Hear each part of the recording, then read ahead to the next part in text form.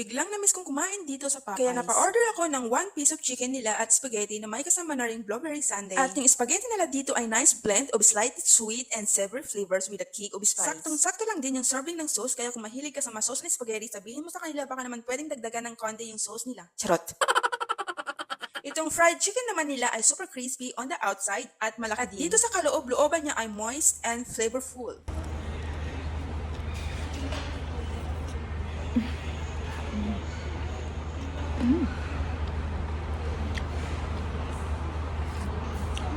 Sarap.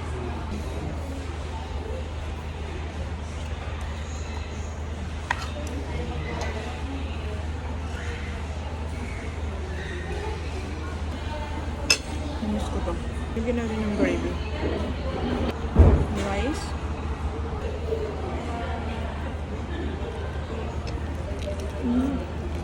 And after finishing my meal, I got my blueberry sundae for my dessert. Yung ice cream nila ay may pagka-icy texture and hindi siya creamy at all.